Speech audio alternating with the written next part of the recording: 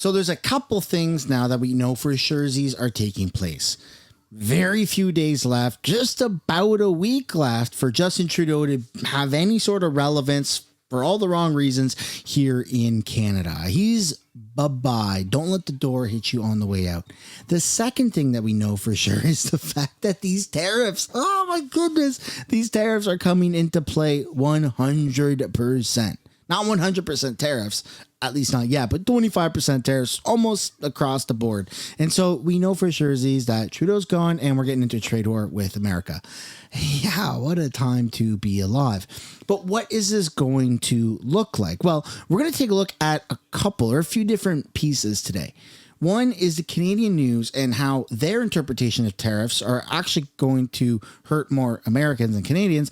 And then Fox Business and how they interpret these tariffs and what the outcome is going to really look like, as well as starting off with Justin Trudeau, who is taking no accountability for anything. In fact, he's saying these tariffs have nothing to do with Canada. This is Trump pretty much imagining things. So yeah, quite the video today lined up for you. Welcome back to the channel. Welcome back to another video, everybody. Before we get into it, I do want to encourage you all to hit the like button and subscribe if you haven't already. It does really help grow the channel. And without further ado, let's get right into it. Prime Minister Justin Trudeau says his government is focused on ensuring that punishing tariffs on Canadian exports to the U.S. are not imposed next week. Tariffs that the president speaks of for next week are centered around the fentanyl crisis that they're facing in the United States, but that we are also facing in Canada. And for months now, I've been emphasizing that less than 1% of the fentanyl that arrives in the United States comes from Canada. But we know that even that 1% or less than 1% should be reduced, which is why we've invested $1.3 billion in strengthening our border capacities with Black Hawk helicopters, with drones, with 10,000 people patrolling our borders and keeping Canadians and Americans safe. And we will continue, as we are this week, with ministers and heads of agencies, including the Commissioner of the RCMP, the head of the CBSA, and our fentanyl czar down in Washington to demonstrate that this is an issue that we should be working together on. And that Canada is not the source of problems for the United States. We will continue to do that work and do everything necessary to avoid these tariffs coming in. But like I said, if on Tuesday there are unjustified tariffs brought in on Canada, we will have an immediate and extremely strong response, as Canadians expect. What is your message to Canadian businesses? Yeah, I mean, Canada is not the source of problems for America, like just across the board. But with this fentanyl thing, is there a lot in America? Sure. Yeah, I don't doubt it. Is there a lot coming in from Mexico? Absolutely. Canada, we had one super lab drug bust that took place, last year, just about a year ago, or maybe 8 months ago or something like that. And it had enough materials to kill 95, 92, 93, 90 plus million people. That's extreme act of terrorism. That's nuclear kind of warfare to wipe out an entire country times 2, like our entire population, twice the amount. That's freaking insane. So is there more than 1% of fentanyl getting into America from Canada? Like their total amount, less than 1% is what they're claiming. I don't know, man. I don't know. Canada, we got a serious problem. I never thought that we'd have these super drug labs here in Canada to begin with. So yeah, America has its own set of problems, but we have our own problems too, and they happen to be bleeding into America. And I, for one, would like them to stop. Never mind stop bleeding into America. I don't want our government to allow super drug labs to exist in Canada. That shouldn't be a thing ever in this country. Who are worried that they're not going to be able to survive? Well, I think one of the messages that has been made clear to businesses across this country and by governments, but not only by governments, by Canadians, is that in this country, we stick up for each other.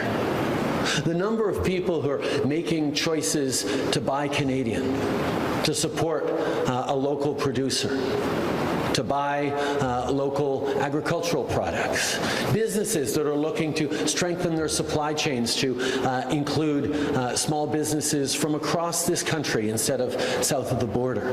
So yeah, if tariffs get brought in, it's going to be hard on Canadians and Canadian businesses. It'll also be hard on Americans and American businesses, which is a point we're busy making south of the border every chance we get. Trudeau's comments coming in the wake of U.S. President Donald Trump's announcement that the taxes will in fact be implemented next Tuesday as Yeah, I mean, here they come, right? Get ready for it. But you got Canadian media is now saying, hey, look, it's not really going to hurt Canadians. It's going to hurt Americans. So I don't really understand what is going on, but let's take a look at this next piece on Canadian news and how their interpretation of the tariffs are. And then we'll switch over to Fox and see what they are saying about the tariffs and how it's going to affect America or Canada.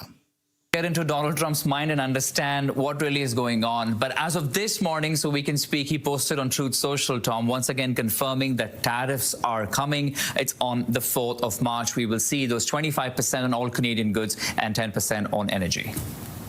Yeah, he said most Canadian goods. I think that we're going to have to just wait and see what actually happens. And I think that that's been one of the wisest aspects.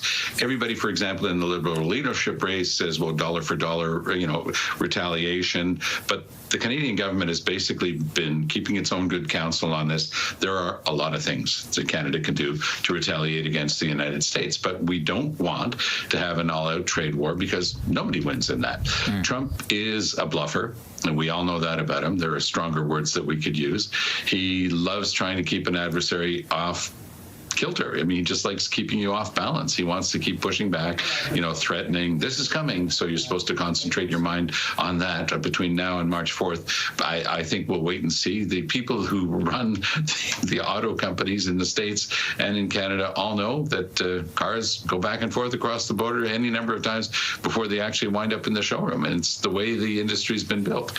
We know that companies like Boeing are saying, be careful. If you go after aluminum, we're not going to be able to get that quality aluminum from Russia. This is supposed to be one of the American things. We're going to get more aluminum from Russia, but not only is it more polluting, it's not the same quality that you need to do some of this finer work. So the market will push back. American consumers will come to realize when they're spending 10, 15, 20 bucks more for a tank of gas that it's because of Donald Trump's tax on Canadian petroleum. So he sees it as money into the coffers of the U.S. Treasury. Consumers will soon learn that it's the Donald Trump tax on everything. Yeah, you spoke of cars, and we heard from the president in the White House yesterday saying their cars, meaning Canada's cars, but the truth is it's not our cars, it's cars we make together, and parts go back and forth 3 or 4 times. So that's a big difference there too, like you were pointing out. But at the same time, the efforts that are underway, Tom, we've had delegations of our premiers going in once or twice, and today as we speak, we have another delegation there, with the fentanyls are also present at the moment, trying to impress upon the Washington, the work that we in Canada are doing to protect our borders. Does any of this truly count in the current scheme of things? It does. Okay. For example, to the extent that Trump is breaking the Canada-U.S.-Mexico trade deal with what he's doing, he had to come up with an excuse, and he's using an American law that says if it's a question of national security, and he came up with the idea that somehow, the Canadian border was the source of fentanyl into the United States. We know that it's 1/5 of 1%, and the source of illegal immigrants, it's just a drop in the bucket compared to the southern border. But that's been his excuse, so we have to play the game. The person that we've named as fentanyl look at his qualifications, his deep experience and expertise, will present well, go to the States saying, we're taking this seriously, here's what we're going to be doing. Then that removes that argument of the White House and of Trump. He's going to come up with another one, of course. But it's important that the border mayors keep talking. Mayor Dilkins of Windsor's done a great job bringing together the mayors from across North America who live within, a short distance of the border. And what city in Canada could be suffering more from this potential tariff wrath of Donald Trump than Windsor, Ontario, and he's the mayor of Windsor. So having those conversations, explaining what's happening, meeting with individual members of Congress saying, look, you're from a dairy producing area like Wisconsin. This is going to hit you. You're in your area, you need aluminum, you need steel from Canada. This is going to hit you. That is going to start pushing through because those people might not be able to change the result with regard to Trump immediately. But they will be talking to each other, talking to their constituents, and slowly but surely people will come to realize that Trump sees this as tons of money falling out of the sky for him. It's a tax on everything Americans buy. Indeed. In the meantime, we have to wait and watch what happens on the 4th of March. CTV News Political. Oh, we are going to be screwed, ladies and gentlemen. Absolutely freaking screwed. Like, Justin Trudeau got us into the worst possible position with, our relations with America, with India. He screwed up this country. But then he goes, peace, I'm resigning. But not really. Oh no, les papiers, as he liked to say. So that's Canadian media talking about the tariffs and what to expect. Now let's take a look at America News and what they are saying about the tariffs and what to expect. And this is Fox Business. So here we go. Topic of the hour, President Trump says he is moving ahead with tariffs on Canada and Mexico during his first cabinet meeting yesterday. Watch. I'm not stopping the tariffs. No, millions of people have died because of the fentanyl that comes over the border. Even with the 90% drop in border crossings, though, this last month compared to about a year ago? Yeah, they've been good, but that's also due to us, mostly due to us. I mean, it's very hard. It's right now very hard to come through the border, but the damage has been done. We've lost millions of people due to fentanyl. It comes mostly from China, but it comes through Mexico and it comes through Canada. I was going to do it on April 1st, but I'm a little bit superstitious, so I made it April 2nd. The tariffs go on. Not all of them, but a lot of them. And I think you're going to see something that's going to be amazing. We've been taken advantage of as a country for a long period of time. Despite President Trump's progress on the border, Hollywood elites are chiming in with their own opinions. Get this, film director Michael Moore arguing that deportation of migrants could, quote, hurt innovation, referencing how Apple co-founder Steve Jobs was born to a Syrian migrant. Moore writes this in a blog, who's really being removed by ICE tonight? The child who would have discovered the cure for cancer in 2046? The ninth grade nerd who would have stopped that asteroid that's going to hit us in 2032? Do we care? The White House shot back with White House Deputy Press Secretary Kush Desai responding with this.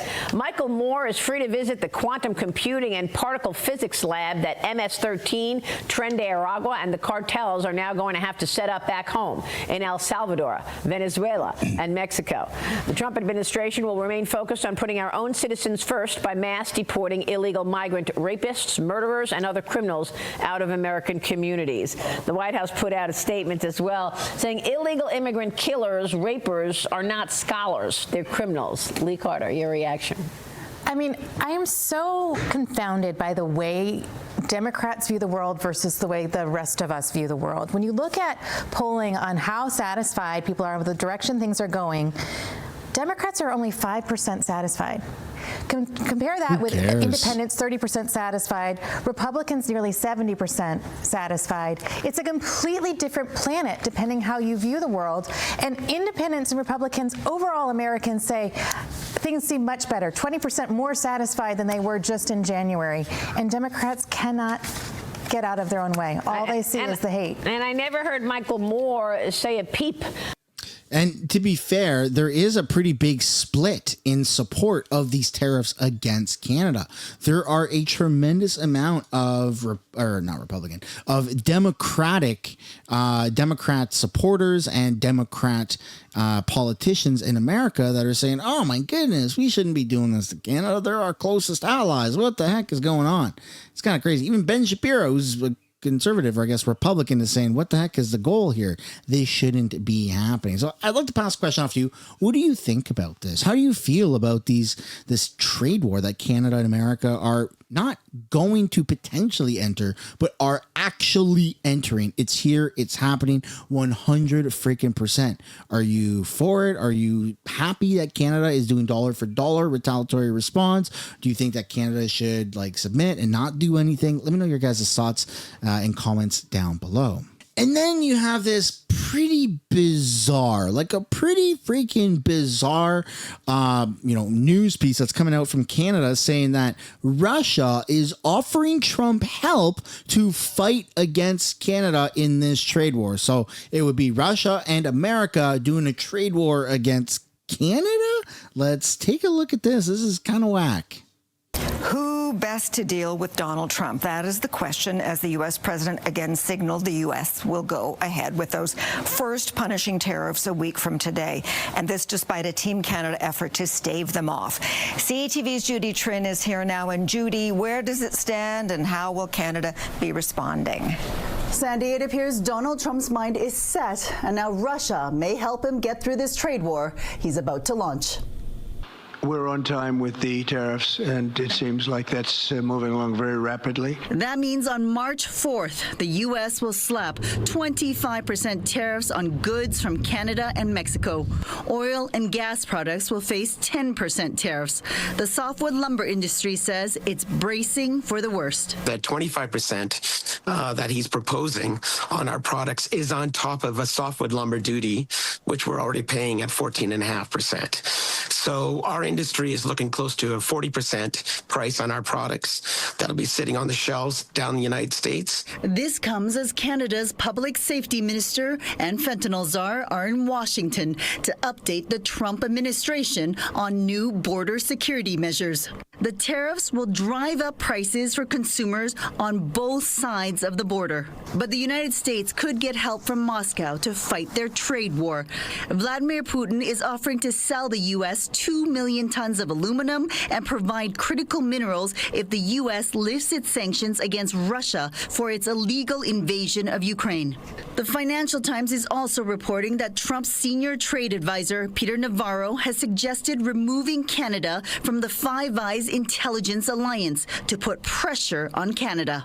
It is a surprising comment considering the contribution of Canada to the Five Eyes Alliance, not only today, but also in the past, and I would even say in the future. But Navarro is denying the report. That was just crazy stuff. We would never, ever jeopardize our national security.